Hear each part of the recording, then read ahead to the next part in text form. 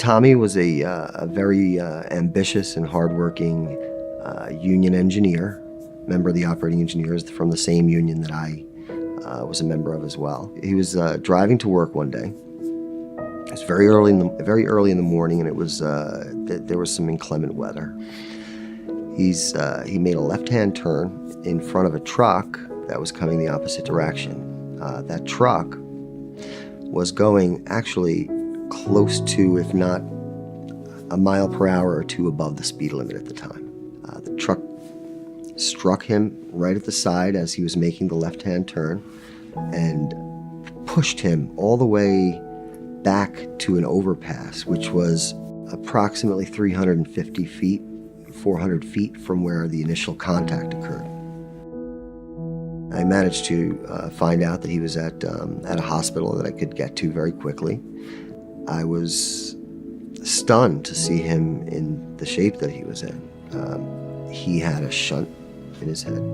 He had a drainage tube that was drilled into his forehead, a number of bones, and had done some significant damage otherwise. But what was most worrisome and bothersome was his brain and the fact that he was in a coma. It was not a medically induced coma.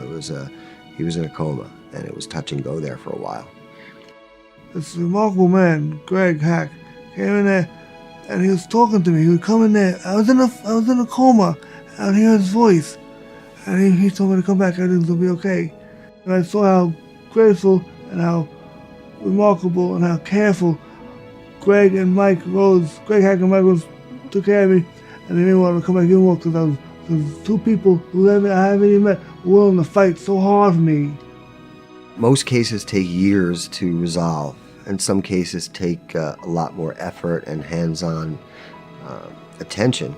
Obviously, we had some real problems with this case. Tommy was driving a vehicle that made a left-hand turn in front of a 18-wheeler that was going the speed limit.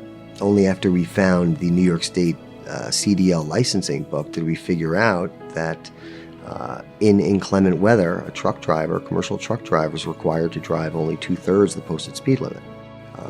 Therein lied the liability for Tommy's case. But over the next few years of litigating his case, I became quite close to Tommy and his family.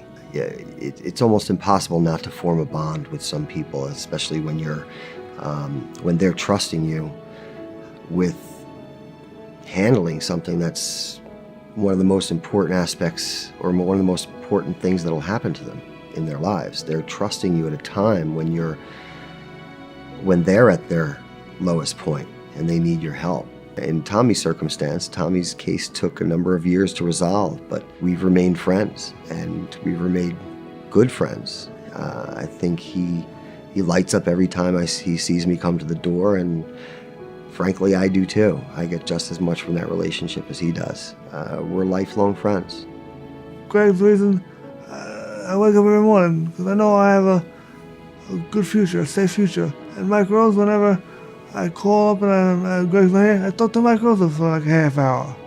But they're awesome. They make me feel so safe. Now, I'll do anything for them within reason. But they're remarkable guys. I don't know how to ever repay them.